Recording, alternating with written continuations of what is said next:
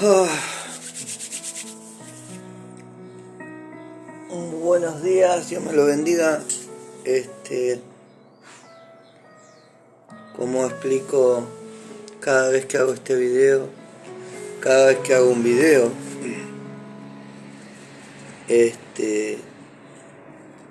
digo, mi nombre es Marcelo y estos videos lo hago para expresarme, para poder expresar mis pensamientos o lo que yo creo de parte de Dios es real. Es que si lo que yo hablo es lo que creo, que es real, amén de lo que pueda creer los demás. Es una manera de poder expresarme. Yo creo que lo que peor puede hacer una persona que cree que Dios lo habla, que Dios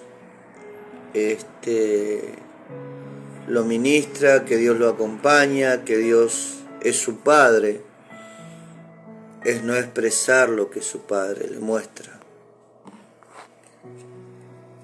Los otros días hablé de unos sueños, por lo general a todo le pongo texto bíblico.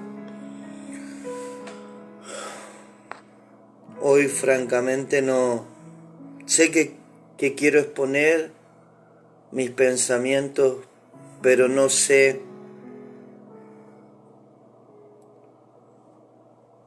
cómo comenzar, cómo llevarlo a cabo. Que si voy a dejar que el fluir de Dios, el fluir de su Espíritu, me vaya llevando hacia lo que creo Dios puso en mi corazón esta mañana.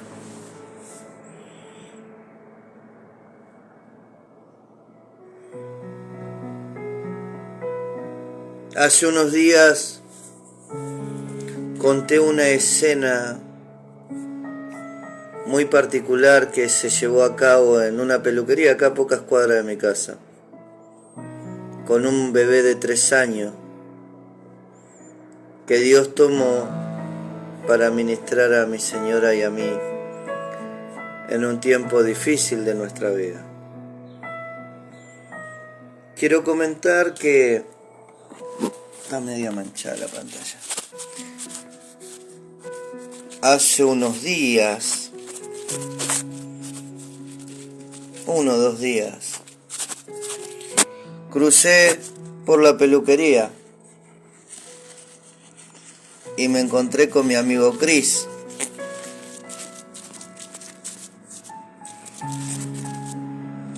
Y me alegró de verlo bien. Christian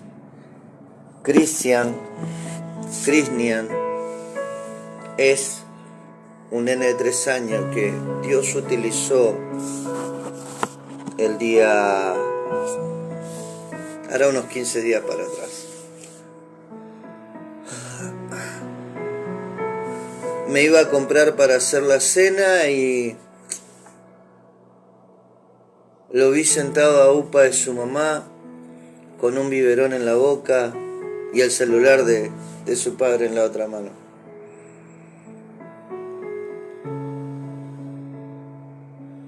Y todo lo que sucedió con Chris la vez anterior fue mágico, fue muy espiritual, fue muy lindo.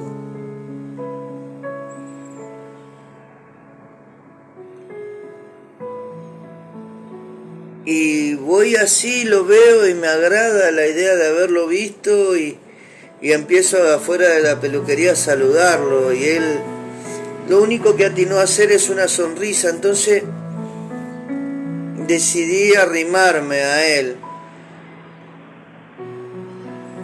y hablarle: hola Cris, ¿cómo estás? Y yo entiendo que es un bebé y puede cambiar su actitud.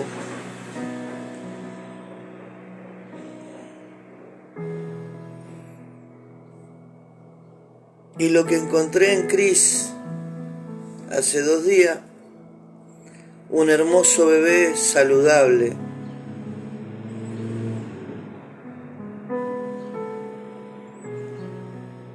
pero la magia, todos los bebés son hermosos, pero todo lo que Cris tuvo el día tan especial que se cruzó con mi señora y conmigo, ya no estaba.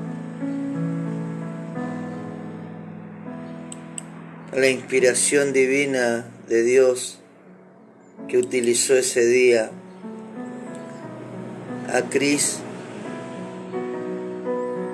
no se encontraba. Cris sigue siendo un hermoso chico, saludable, simpático, lindo, pero la persona que habíamos encontrado o lo que habíamos visto de él en Dios o de Dios en él, el día que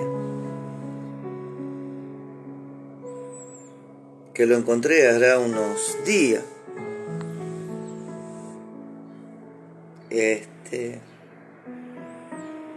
ya no estaba.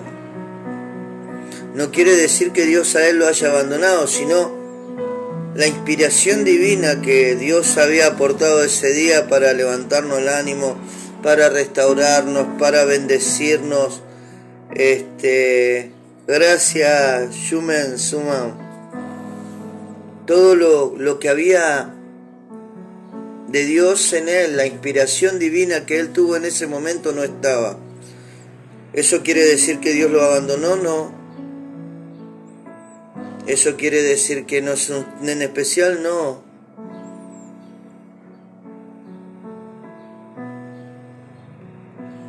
Lo que quiere decir es que realmente ese nene fue inspirado por Dios para sanar y para ministrar el corazón de mi señora y el mío en ese momento. Hoy me tocaría hablar sobre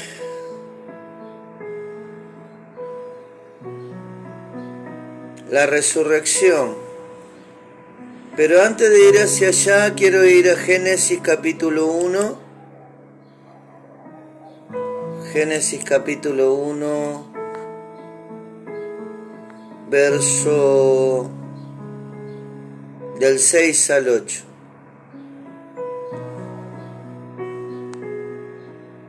Gloria a tu nombre, Señor. Gracias, Padre. Génesis capítulo 1 del 6 al 8.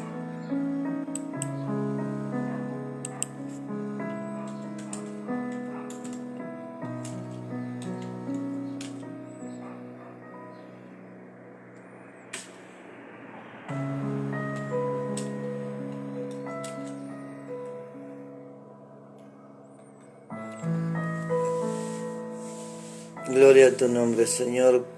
En estos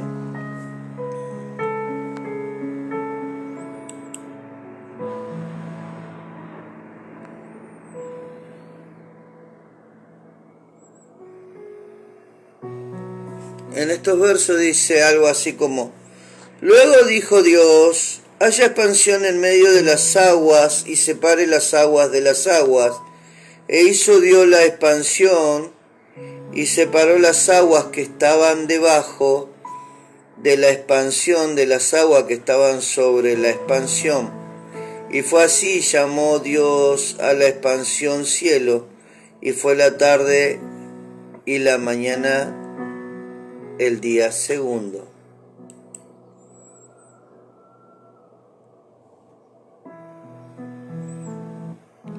La versión lenguaje actual dice: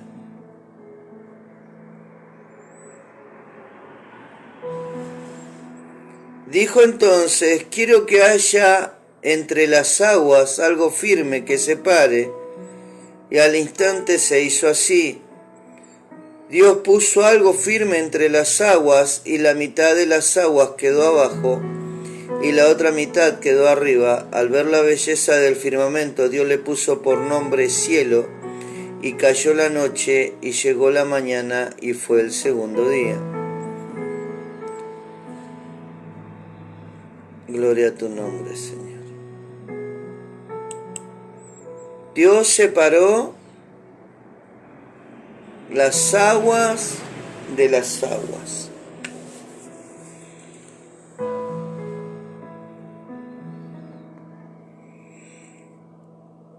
Hoy voy a hablar un poco del trienio que viene. Y este trienio que viene está marcado por esta palabra. Dios separó las aguas de las aguas de arriba de las aguas de abajo. Y eso sucedió no ahora, sino que ahora vuelve a suceder, vuelve a repetirse. Cuando Jesús vino a la tierra en el principio de su ministerio, Jesús comenzó, después de que Juan el Bautista fue encarcelado por estar desafiando a Herodes y a Herodías, porque él había tomado la mujer de su hermano para su mujer. Entonces Jesús comienza su ministerio hablando y diciendo: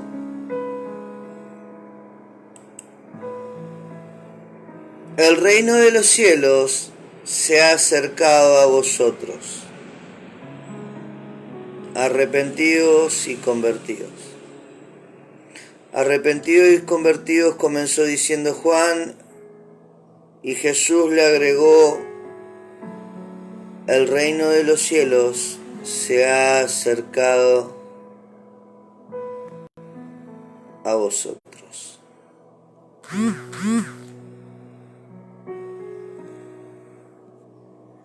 Gloria a tu nombre. ¿Y qué es el reino de los cielos? Yo quiero creer, o necesito creer, o me gusta creer, que el reino de los cielos es como fue concebida la iglesia primitiva.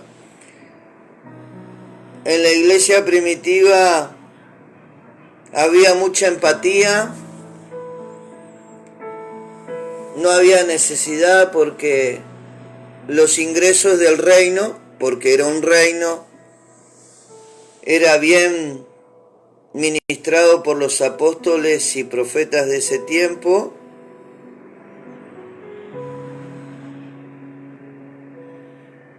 Por consecuencia, como había mucho amor y había mucha generosidad en los corazones, la gente era atraída hacia ese reino.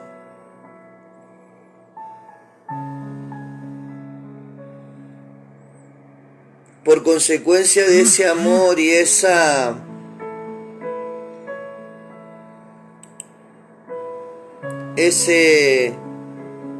compartir, esa empatía, ese amor ágape, el reino de los cielos era multiplicado y los dones y talentos fluían. No eran superhombres, sino que era un cuerpo. Era una iglesia, amando a un solo Dios, buscando agradarle a ese Dios. Entonces ese Dios se agradaba de ellos y ese Dios lo ministraba y ese Dios lo bendecía y ese Dios hacía milagros, prodigios, maravillas porque se agradaba de ese pueblo.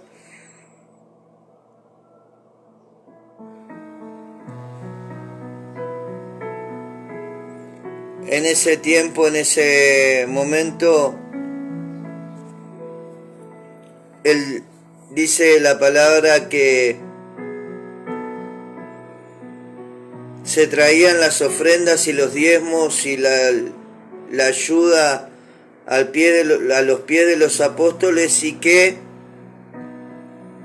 a ninguno le hacía falta de ningún bien,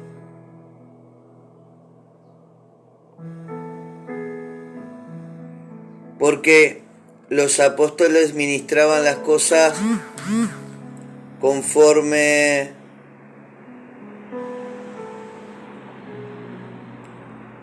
a la necesidad de cada uno. Hoy en la iglesia que estamos parados, encuentro ministros muy ricos, encuentro pueblos muy pobres.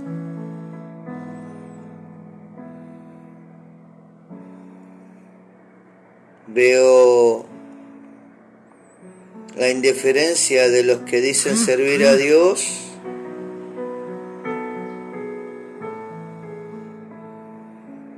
con la necesidad del pueblo, o hacia la necesidad de su pueblo.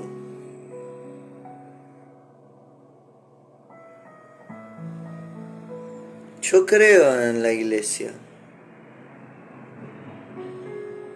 Yo creo en la iglesia que dejó establecida en su momento Jesús. Una vuelta Jesús agarró, tenía más de 5.000 personas, más mujeres y niños, o sea que calculemos que había más de 10.000 personas. Entonces sus discípulos se arrimaron a él y le dijeron: Señor, di a ellos que se vayan, que se esparzan, que vayan a buscar comida, porque nosotros no tenemos para darle de comer. Entonces que se alimenten y después vengan a donde nosotros estamos. Entonces Jesús le dijo: denle ustedes de comer.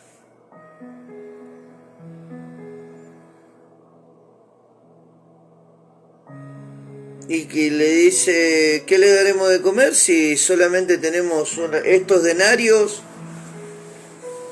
No nos va a alcanzar para comprar pan para todos ellos. Entonces un pequeño se arrimó a Jesús y le dijo: yo tengo 2 peces y 5 panes.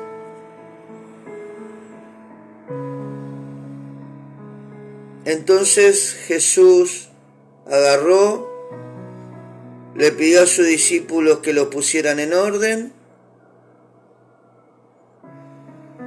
levantó sus ojos al cielo, levantó los 5 panes y los 2 peces, y oró y le dijo: Señor, te doy gracias por bendecir y multiplicar estos panes para cubrir la necesidad de todo tu pueblo.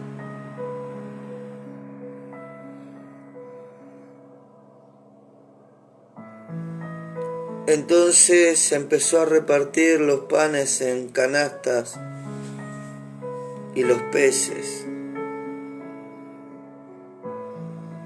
Y fueron repartiendo conforme a cómo habían sido ordenados todos. Y dice que los panes y los peces alcanzaron para alimentar a la multitud, y aún sobraron 12 canastas.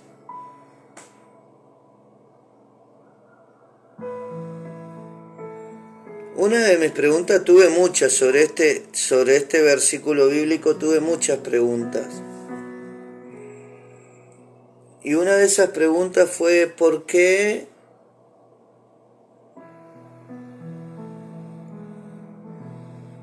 a Jesús le sirvió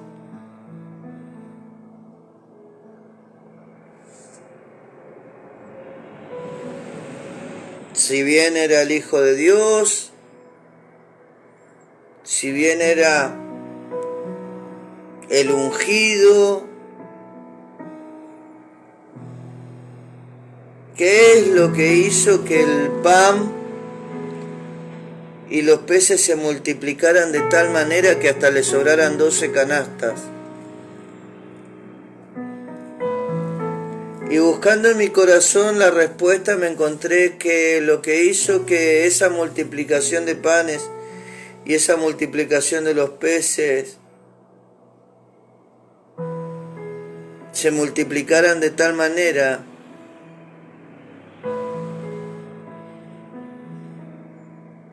era la necesidad de Jesús de cubrir la necesidad de los demás.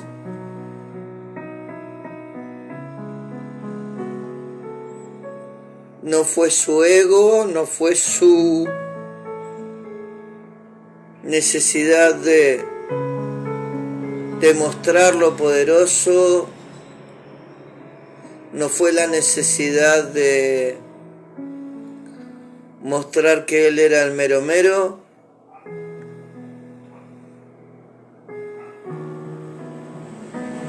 Lo que llevó a que los panes y los peces se multiplicaran y aún sobraran esas cantidades de alimento,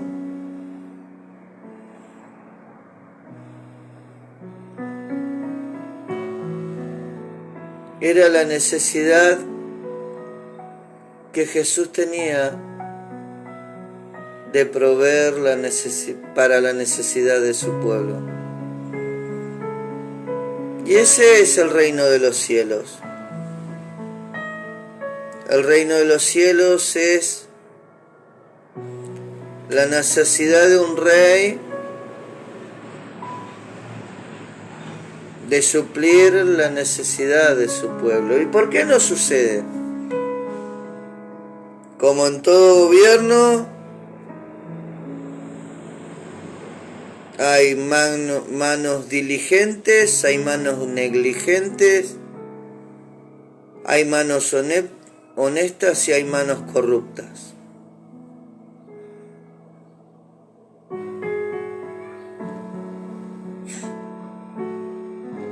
Como en todo gobierno, hay manos diligentes, hay manos negligentes, hay manos honestas y hay manos corruptas.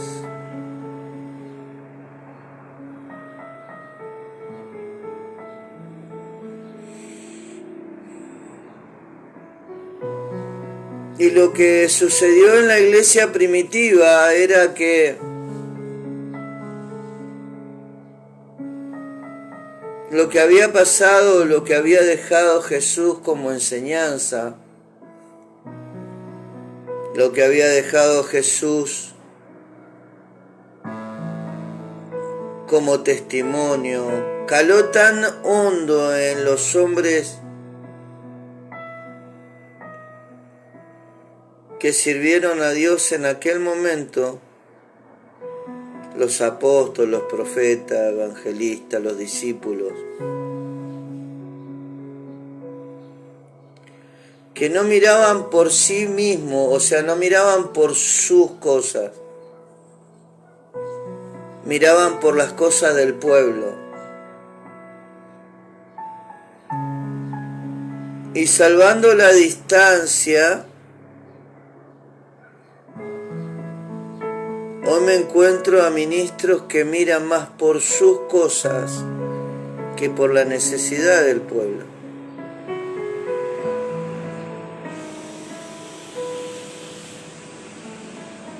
Hoy me encuentro con que hay hombres totalmente millonarios, nadando en abundancia, y no digo que está mal. Si todo el pueblo de Dios, a los que ellos dicen servir, estuvieran en una mejor condiciones. Si los hijos de Dios están bien y ellos son ministradores de las cosas de Dios, está bueno que vivan en abundancia. Pero si los hijos de Dios, a los que ellos dicen servir, están directamente más allá de la indigencia,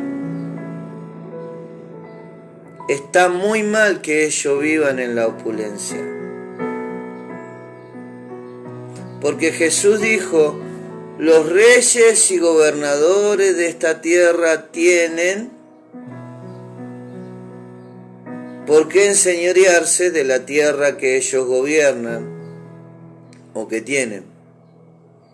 Mas pero en vosotros no habrá ese sentir. Aquel que quiera ser el mayor de sus hermanos no tiene que ser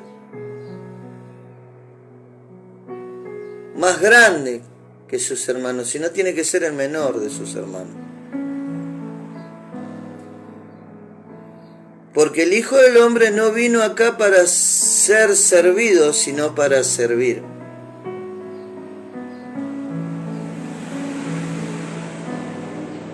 Hoy hay más siervos que se sirven que lo que sirven. Por eso, el otro día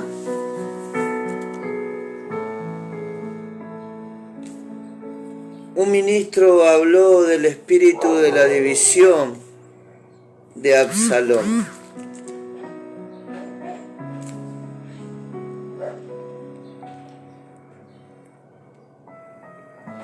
Y decía que los que tienen pensamiento independiente, no voy a entrar en detalle, pero quiero hacer una corrección.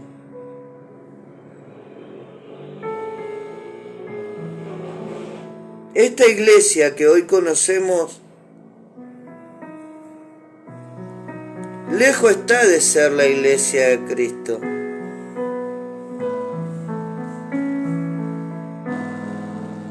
Son más de 500 millones de denominaciones, cada una tiene su librito, cada una tiene su pensar.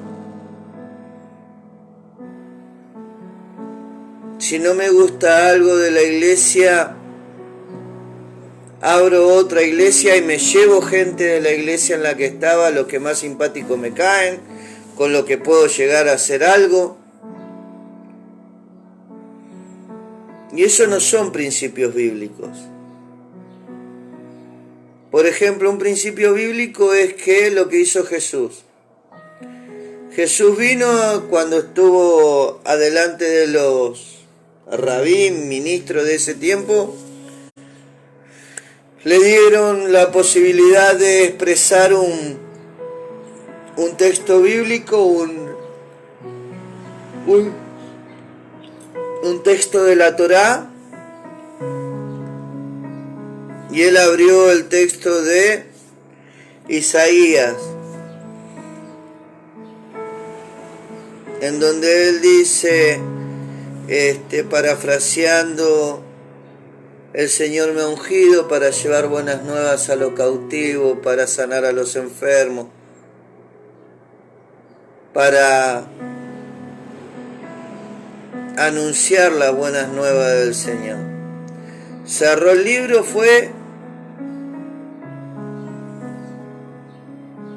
y se sentó y les dijo, esas palabras se han cumplido hoy delante de vuestros ojos. Se escandalizaron todos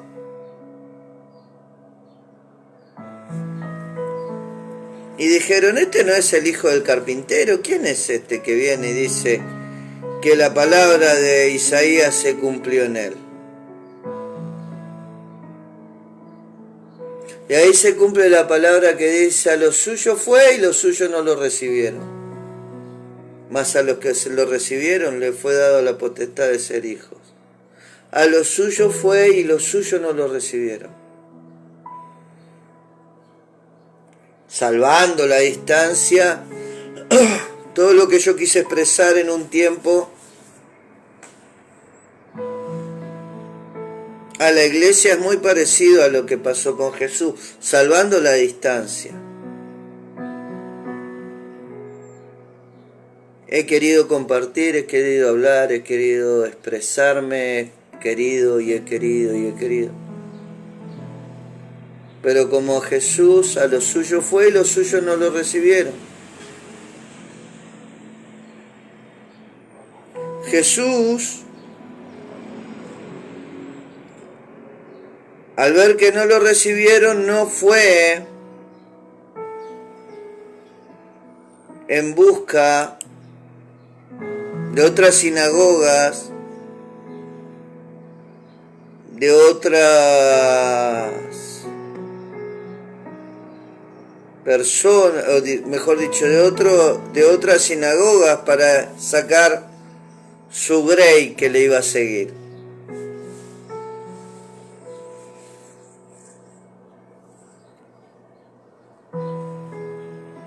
Gloria a Dios. Jesús fue a lo vil y menospreciado de esta tierra a buscar a los perdidos. Y es un principio, el que quiere abrir una iglesia no tiene que andar dividiendo la iglesia para llevarse lo que cree son los mejorcitos que le pueden acompañar en sus pensamientos y demás. Yo creo que tiene que hacer lo que hizo Jesús, porque Jesús es el que da los fundamentos principales o los principios bíblicos para que nosotros podamos seguir sus caminos. Jesús no fue a dividir una iglesia, Jesús no fue a tomar de una grey una oveja para llevarla para su rebaño. Jesús lo que hizo fue ir y buscar a las que estaban perdidas. Jesús lo que hizo era ir y evangelizar. Jesús lo que hizo era ir y encontrar las ovejas que se habían perdido del pueblo hebreo, del pueblo de Israel. Eso es lo que hizo Jesús. Que sí, que una persona busque levantar un ministerio con un pensamiento tomado desde la Escritura, pero diferente al de la iglesia tradicional, no está mal. Lo que está mal es que ese alguien vaya iglesia por iglesia y busque romper esa unidad que hay en esa iglesia. No está mal que quiera expresar sus pensamientos, no está mal que quiera expresar lo que cree, no está mal que quiera predicar, no está mal que quiera armar una iglesia. Lo que está mal es que vaya iglesia por iglesia buscando llevar ovejas a sus rebaños. Yo creo que Dios capacita, instruye y envía. Ejemplo, un humilde ejemplo. Hay cosas que yo no comparto con la doctrina de la iglesia. Por ejemplo, la doctrina de la iglesia cree en un Padre, en un Hijo y en un Espíritu Santo. Yo creo lo que dice la Escritura, Génesis 1, 26, 27, hagamos al hombre a nuestra imagen y semejanza, varón, hembra. Quiere decir que hay un padre, hay una madre y hay hijos. Yo soy uno de esos hijos, de ese matrimonio, de esa pareja. Usted, aunque no lo sepa, aunque no lo crea o aunque no lo entienda, usted es hijo de ese matrimonio.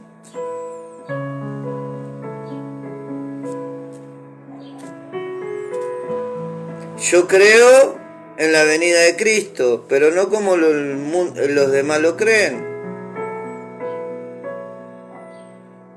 Yo creo en el cuerpo de Cristo. No creo en un cuerpo quebrado como está hoy. Hoy el cuerpo de Cristo está quebrado en 50 millones de denominaciones. Y cada una tiene su librito.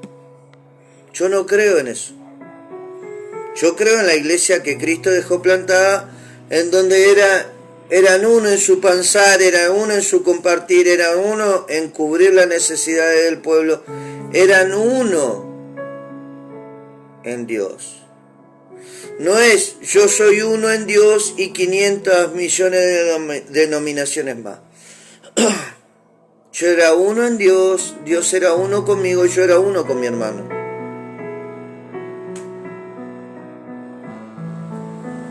Yo soy cristocéntrico.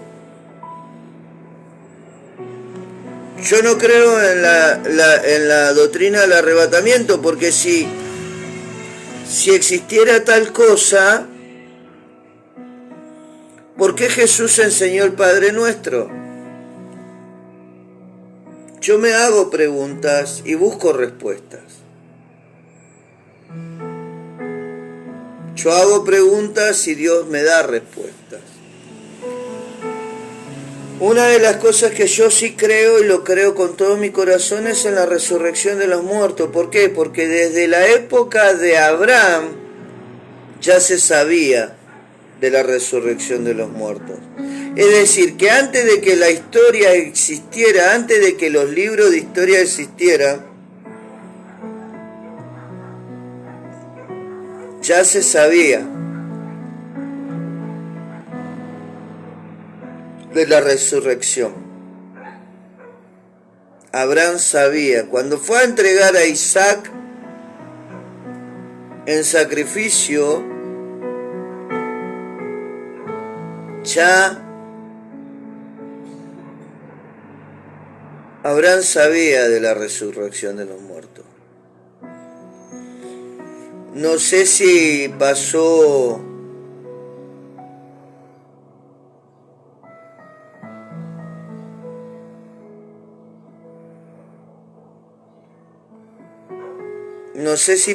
en su familia,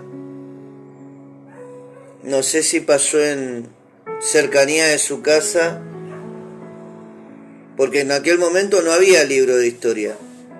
Existía el boca a boca, como en el tiempo de Jesús. El evangelio se transmitía de boca en boca, hasta que después se hizo escrito, se hizo una institución, no me sale la palabra.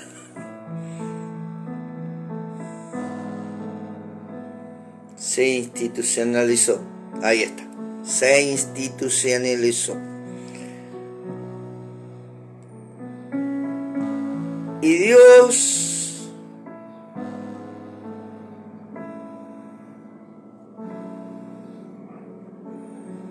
Dios obró en ello de una manera tremenda. El otro día compartí algo, que lo que yo pienso cada vez que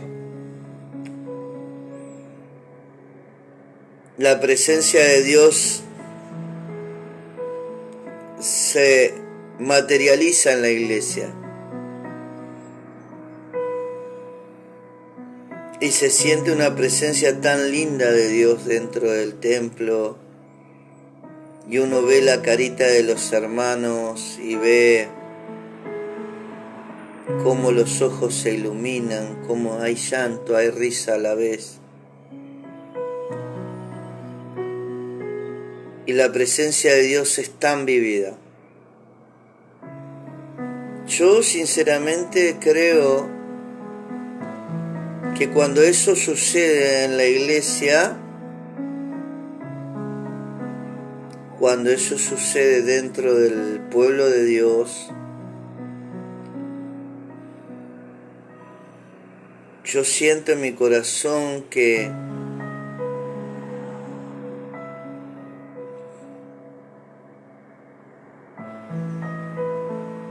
Dios está enamoríos con su iglesia. Dios está enamoríos con su amada. Y nosotros que somos parte de ese pueblo, de esa iglesia, como hijos, no como amada, sino como hijos, nosotros somos, individualmente somos hijos, colectivamente damos forma a su amada.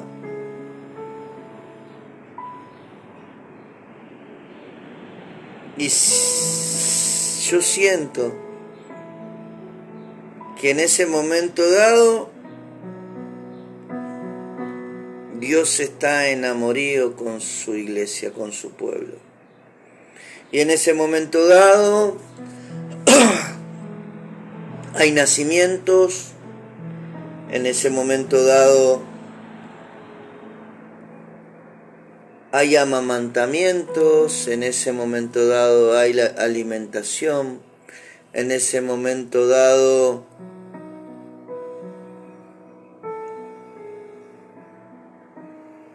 hay enseñanzas para los más maduros, en ese momento dado hay enviados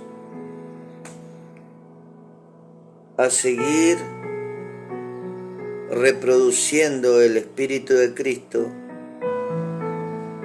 en otras personas. Por eso yo creo que viene un tiempo de separación de las aguas de arriba de las aguas de abajo. Las aguas por lo general representan muchas cosas dentro de la iglesia. Por ejemplo, el Espíritu Santo es representado por el agua. Pero también en algunos capítulos bíblicos la multitud de personas es representada por el agua. Podríamos decir que la separación de las aguas representa la separación de un espíritu de otro. El espíritu de verdad sobre el espíritu de mentira. Dice la palabra de Dios que Dios le ha dado un poder engañoso al diablo para que pueda engañar inclusive a los que en Él esperan o en Él creen. Y yo no creo exactamente eso. Yo creo que el espíritu diabólico es tan bueno imitando las cosas de Dios, es tan sutil para imitar las cosas de Dios, que tiene la capacidad de ser tan buen imitador que puede tratar de engañar aún a los hijos. Pero los hijos disciernen.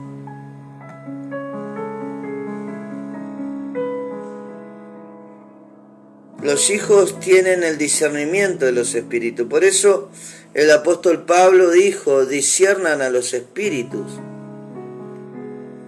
Porque los hijos tienen la capacidad de distinguir lo genuino de lo falso, de lo real de lo irreal. Aún que fuera muy bien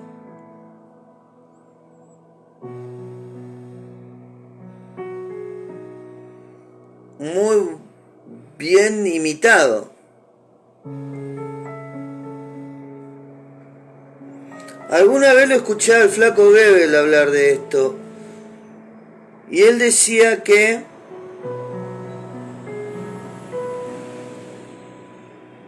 en los bancos, los cajeros, están tan acostumbrados a tratar con lo verdadero que solamente al tocar el papel de un billete sabe qué es verdadero y qué es falso. El simple hecho de tocar el billete, el papel con que fue hecho el billete, la costumbre de tratar con lo real, le da la facultad de discernir de lo irreal, le da la facultad de saber qué es verdadero y qué es falso. Nosotros los hijos de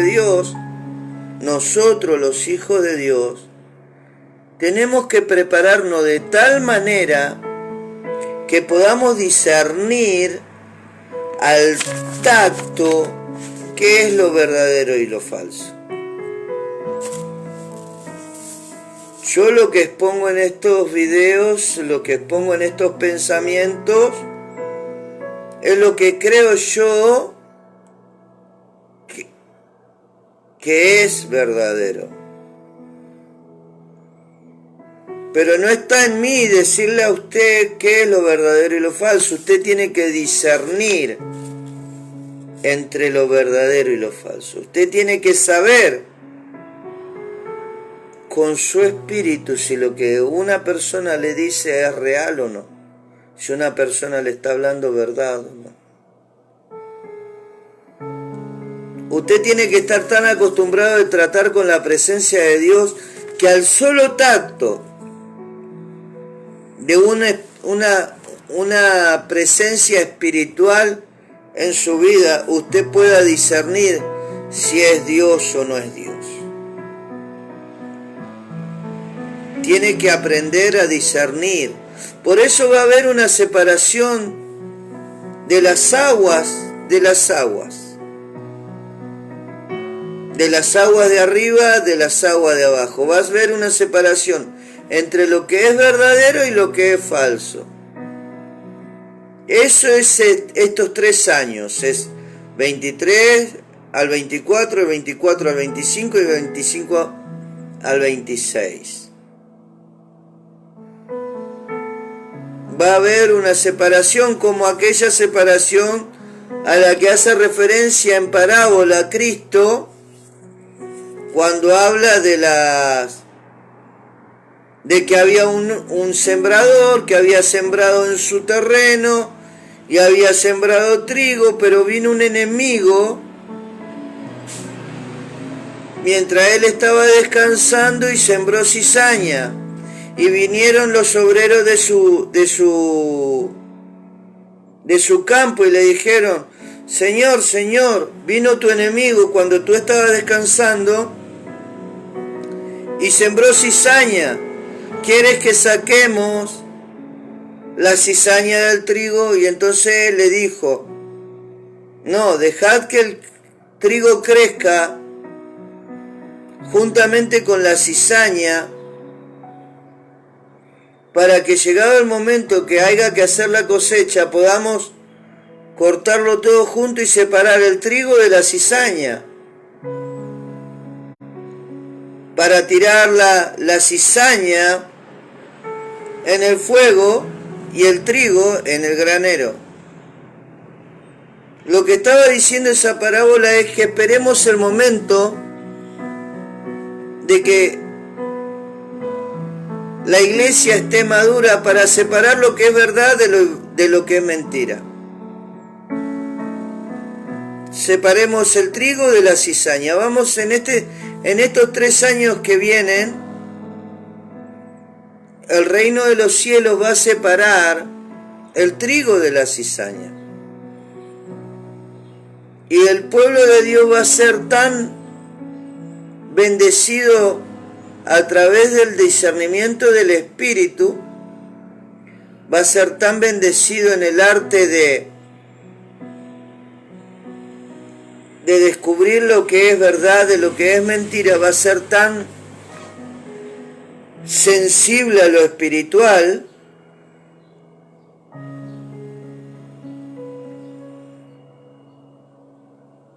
que va a llegar un momento que va a ser como el banquero, que va a sentir el papel en la mano y va a poder distinguir qué billete es falso y qué billete es verdadero. Ese es el tiempo que viene sobre la iglesia. Viene un tiempo en donde la iglesia va a saber lo que es verdad, va a poder separar la verdad de la mentira, así como aquel hombre hizo separar la cizaña del trigo.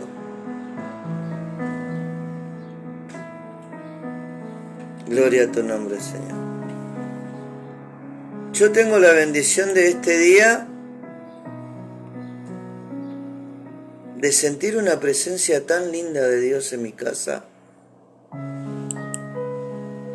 de sentir esa paz que sobrepasa todo entendimiento.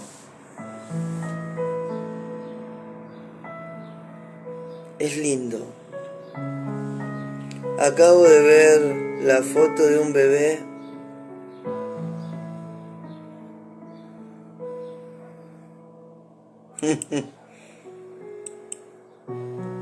de mi sobrina Juliana. Cosa preciosa. Lo que es la vida, ¿no? Porque el año pasado lloraba por la partida de una nieta y hoy festejo el nacimiento de un nieto sobrino o segundo nieto, no sé cómo se llama, un sobrino nieto.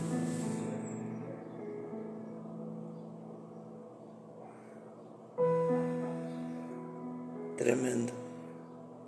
Como estaba diciendo, la iglesia entró en un cambio desde el 2002, va a seguir, los cambios se profundizaron en el comienzo de esta década y van a seguir en este proceso de cambio. Y a medida que las cosas van cambiando, lo que creíamos que era verdad, vamos a darnos cuenta de que era mentira. Y lo que era mentira nos vamos a dar cuenta de que era verdad. Porque las cosas están preparadas en este tiempo para que la iglesia fuera tan engañada como fuera posible. Por eso es necesario de ese discernimiento del Espíritu. Por eso es necesario que Dios trate con nuestro corazón y trate con nuestro espíritu para que nuestro espíritu sea tan diligente en discernir lo falso de lo verdadero, la mentira de la verdad y lo bueno de lo malo.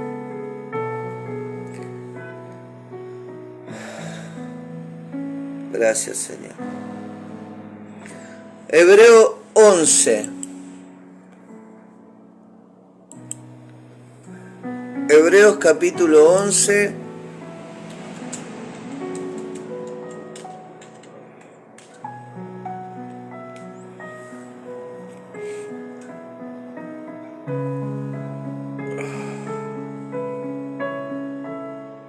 Gracias, Señor.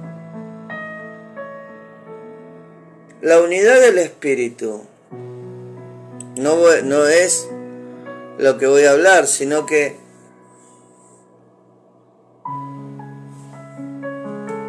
no alcanza solamente con que digamos estamos unidos en el Espíritu. ¿Por qué? Porque hay muchos pastores, hay muchos ministros que dicen estamos unidos en el Espíritu, pero cuando una persona quiere tener relación Dios te bendiga, Laura, gracias por estar conmigo un ratito.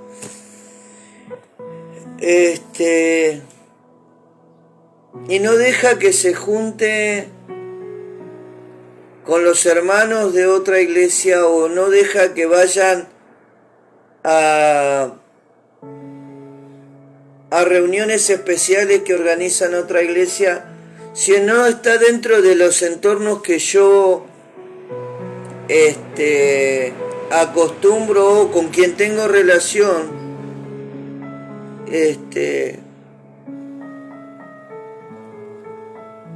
alegando de que no quiero que ellos se relacionen con otra por miedo a que sean mal alimentados. Eso es mentira. Eso da a entender el temor que tiene un pastor de que la oveja conozca algo más allá de lo que él puede brindar. Y la oveja lo terminé, o la persona lo terminé abandonando, o se termine yendo.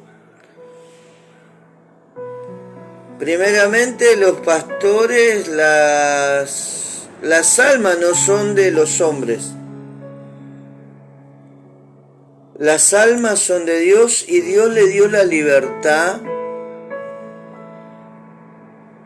de poder desarrollarse lo mejor posible. Que sí, si Dios toca el corazón. El otro día estaba contando el caso de Cris, un nene de 3 años, en una peluquería. Nos ministró al corazón de mi señora y a mí, a través de su amor, a través de su inocencia. Son cosas que la iglesia tiene que recuperar, el amor y la inocencia.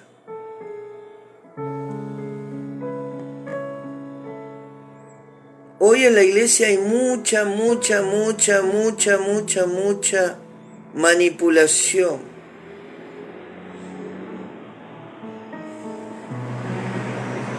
Hay muy pocas cosas que son genuinas. Hay mucho amor fingido.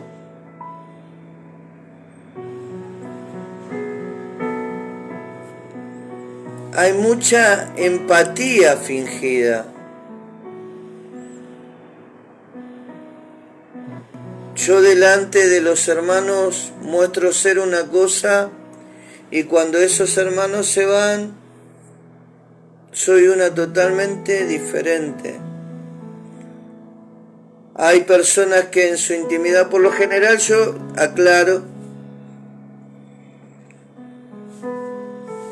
Dios no ha guardado a mis hijos y a mi señora de estar rodeada de personas. Nosotros casi tenemos cero amistades, y tenemos trato de vez esporádicos, no muy frecuente, con algunos familiares. Dios no, por algún motivo de la vida nos ha aislado del gran grueso de la sociedad. Y ya nos hemos acostumbrado a eso, pero lo que estoy hablando sobre el fingimiento, por ejemplo, hay personas a las que uno fue en algún momento de su vida y le ha comentado cosas solamente a esa persona y a nadie más, a esa persona. Y después se encuentra o se cruza con alguna otra persona del círculo íntimo de todas esas personas, que está enterada de su aflicción, o de su flagelo, o de su circunstancia, o de lo que ha pasado en su vida. Y tal vez el deseo de esa persona no era que otra persona esté enterada.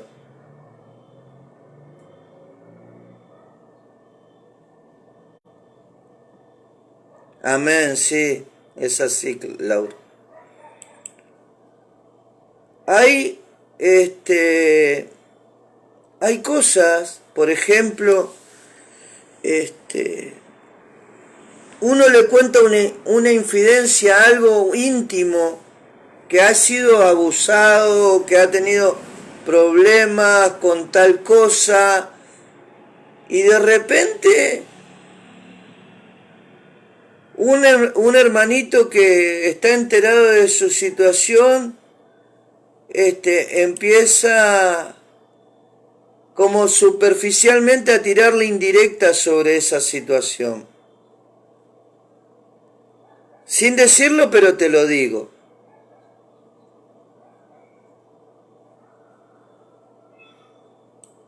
Y hay mucho de eso que ha pasado. Hay muchas de esas cosas que pasan dentro de la iglesia. Vuelvo a repetir, a Dios caso no ha sido mi caso, Dios no ha guardado, Dios no... Pero lo he vivido a través de otras personas. Lo he vivido, el otro día comentaba, lo he vivido, sí, lo he vivido en carne propia. Una cosa que Dios hablaba en mi corazón y que después en un grupo de gente yo era tildado de loco. Que sí, yo los bendigo a todos, pero yo hago lo que creo Dios me ha puesto en mi corazón, y esto es una manera, como acabo de decir varias veces, esto es una manera de expresar mis pensamientos, expresar lo que Dios pone en mi corazón. Tal vez a alguien le sirva, tal vez no le sirva a nadie, gloria a Dios. Gloria a Dios si le sirve o gloria a Dios si no le sirve. A mí me sirve muchísimo expresar lo que hay en mi corazón. Me escuchen o no me escuchen, estén o no estén, a mí me da exactamente igual. Yo lo que estoy haciendo es dar un servicio a Dios, y en algún momento Dios me recompensará o no según su voluntad sobre lo que he hecho o dejado de hacer. Pero la realidad es que dentro de la iglesia hay mucha falsedad.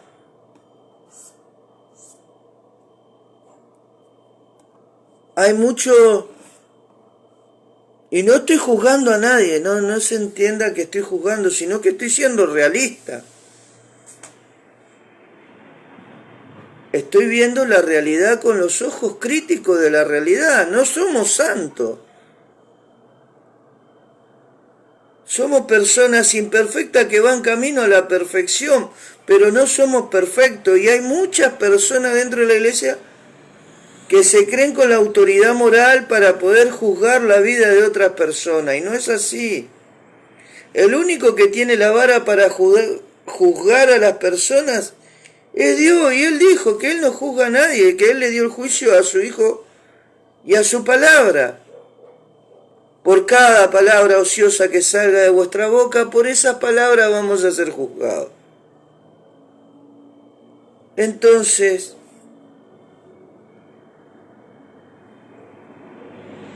¿somos todos imperfectos? Somos todos imperfectos. ¿Somos todos santos? No, no somos todos santos. Porque para ser santo, la palabra santo significa hombre apartado del mal. Para yo ser una persona que medianamente podía decir el ser santo, no, yo estoy buscando la santidad, porque soy una persona que trata día a día, momento a momento, de alejarse de la maldad. Y eso es ser santo, una persona que se aparta del mal. Si yo sé que está mal injuriar a una persona, no injureo a la persona. Si yo veo que está mal mentir, trato de no mentir. Si yo veo que está mal robar, trato de no robar. Si yo estoy tratando de hacer todas esas cosas, soy medianamente una persona que trata de ser santa. Eso es ser santo. Hay personas que se paran desde el púlpito y desde el púlpito lanzan palabra de juicio, y a las personas no fueron mandadas para lanzar palabra de juicio, fueron para restaurar, fueron para llamar a los que están caídos. Una vuelta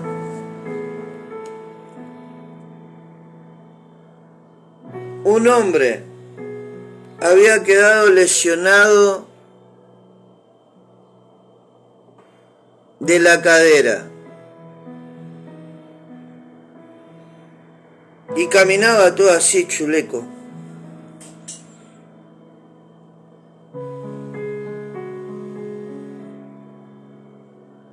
Y ese hombre, después a la postrera me cuenta, después en otro momento me cuenta, pero ese hombre estaba sentado en la iglesia y subió uno que decía ser pastor y le dice: lo que ha pasado con usted, con esa renguera y su cadera y bla bla patatín patatán, ha sido provocado por usted por haber sido un ebrio, porque Dios a causa de sus borracheras y bla bla bla y bla bla bla y bla bla bla. Y el hombre trató de defenderse diciendo: no fue así que me pasó esto, varón de Dios. Y este varón le agarra y le dice: no llamen mentiroso al Espíritu Santo. Después tuve la oportunidad de caminar con ese pobre viejo que estaba rengo, con ese viejito que estaba rengo, hasta la parada. Con ese hermano, perdón, viejo son los trapos, me dijo mi mamá. Con ese hombre pude ir caminando hacia la parada. Y me dice: ¿sabe, hermano, que me voy triste? Y agarro y le digo: ¿por qué? Y él agarra y me dice: me han humillado. Porque el día que yo tuve el accidente que me dejó lisiado de la cadera, resulta que yo estaba yendo a la iglesia. Y me lesioné.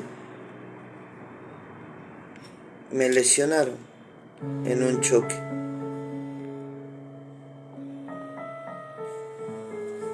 Y que sí, lo que estoy diciendo es por causa de cosas como esa.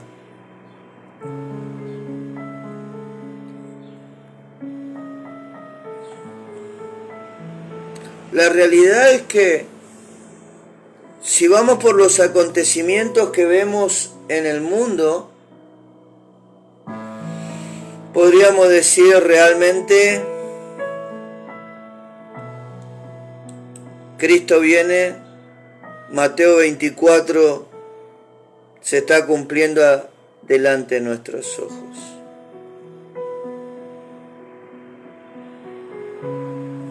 Pero así, mirando en perspectiva lo que estoy viendo en Mateo 24 y todos los acontecimientos que están sucediendo en el mundo, me doy vuelta y miro hacia la iglesia, me encuentro que la iglesia no está preparada para el regreso de Cristo a la tierra.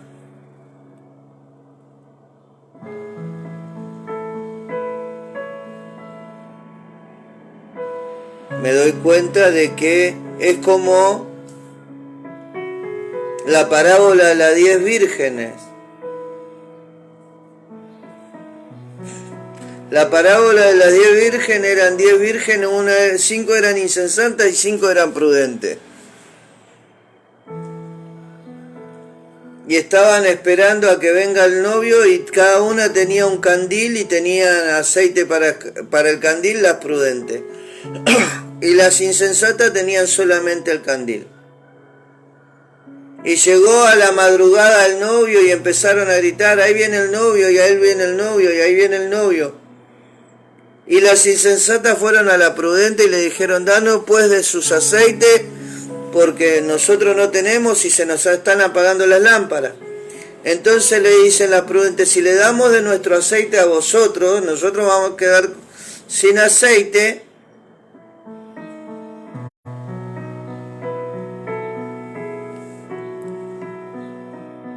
Más bien vayan al que vende y compren el aceite. Cuando fueron las insensatas a buscar el aceite, vinieron las prudentes y encontraron al novio, y el novio entró con ellas a la fiesta, y las insensatas quedaron afuera. Pero viendo en perspectiva esa parábola, con el estado de la iglesia, yo creo que las 10 quedan afuera. Porque la iglesia, las 5 prudentes y las 5 insensatas manifiestan al ministerio apostólico.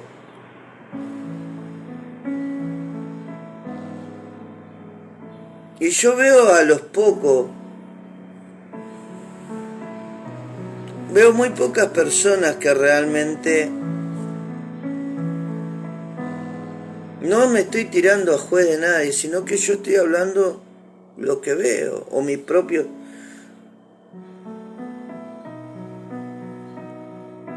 lo que en mi ignorancia percibo de la realidad.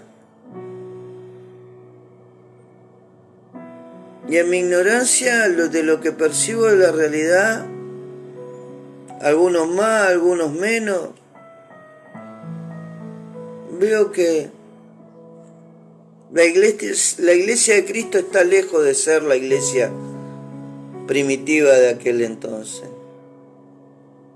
Bueno, había hablado de Hebreos 11. Lleva como título Biblia, lenguaje actual. Dice, la confianza en Dios. Dice, confiar en Dios es estar totalmente seguro de que uno va a recibir lo que espera. Es estar convencido de que algo existe aún cuando no se puede ver.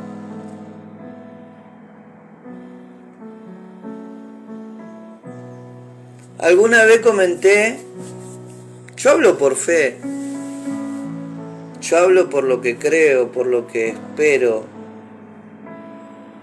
Yo todavía no la vi despertar a mi hija, pero por lo que yo entiendo de la Escritura, hay 42 versículos de la Biblia que hablan de la resurrección de los que duermen. Y después vamos a hablar acá, cuando Abraham confió en Dios, más adelante.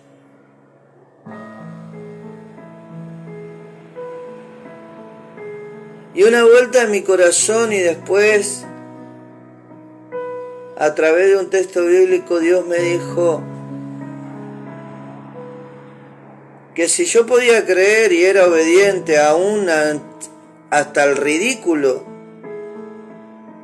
para la gente, para las personas, que Él tenía el poder para despertar a mi hija de su sueño,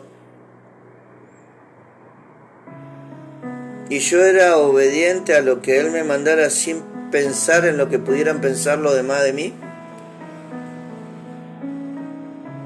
Él podría devolverme a mi hija, que Él puede devolverme a mi hija. Y yo le creí. Hace 8 meses que mi nena no está con nosotros.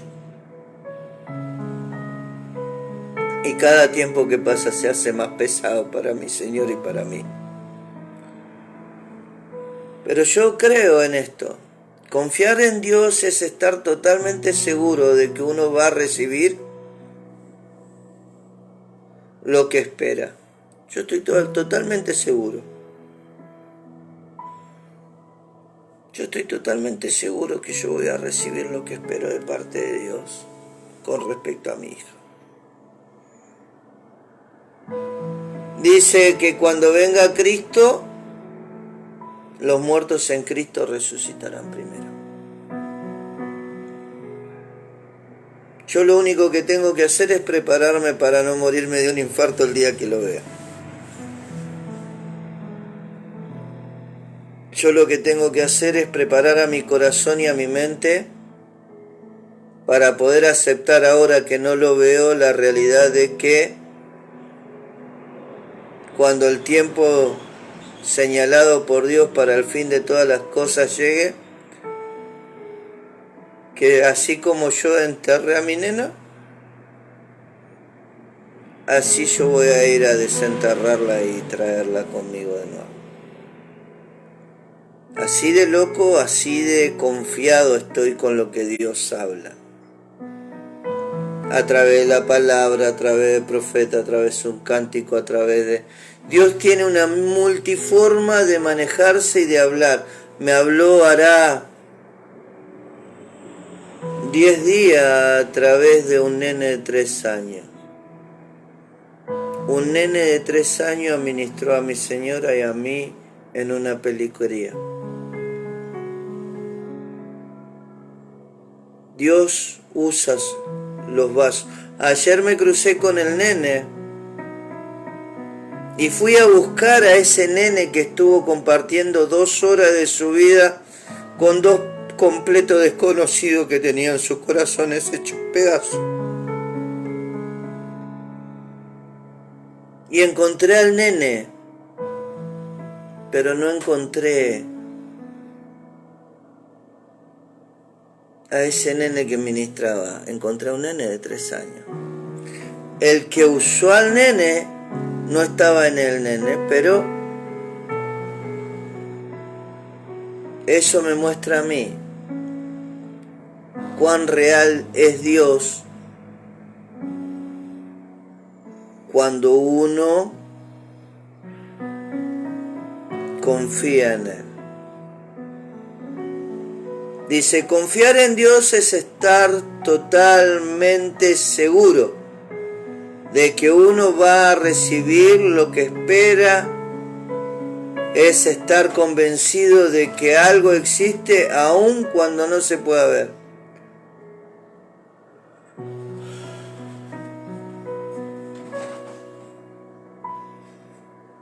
Yo no puedo ver lo que estoy hablando. No lo puedo ver. Yo hoy no la estoy viendo a mi hija acá. Hoy yo no lo puedo ver.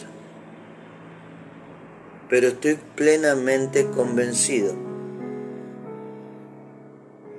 de que ese momento de la historia de nuestra vida existe, aunque no lo pueda ver.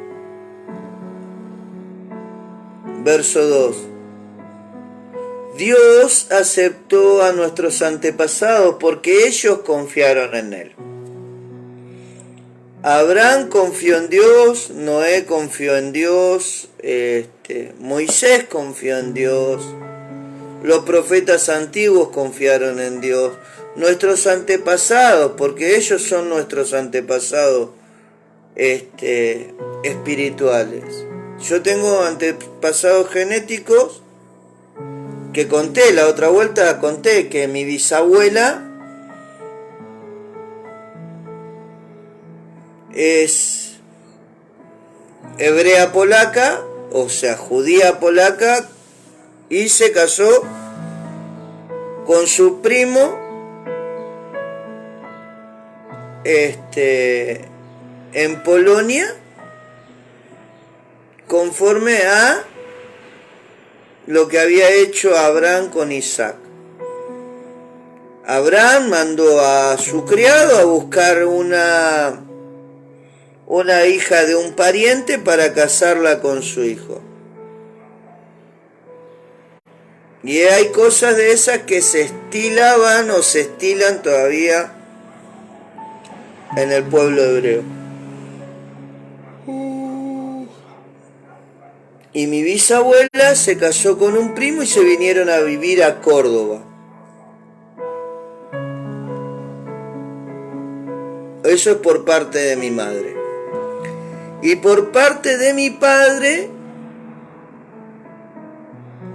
mi abuela era indígena del Chaco y mi abuelo era español. Y mis hijos, por parte de mí, son judío polaco por un lado, español e indígena por otro, e italiano por otros. Genéticamente tenemos una descendencia, tenemos un antepasado genético. Dice, Dios aceptó a nuestros antepasados porque ellos confiaron en Él. Y nuestros antepasados espirituales son desde Abraham, todo lo que están escrito en las Escrituras. Por la fe de Abraham nosotros fuimos constituidos familia, porque le dijo a Abraham, en ti serán bendecidas todas las simientes de la tierra. Por la fe de Abraham. A nosotros nos alcanzó la bendición de Abraham. Dios aceptó a nuestros antepasados porque ellos confiaron en Él. ¿Por qué? Porque ellos confiaron en Él. Gloria a tu nombre, Jesús.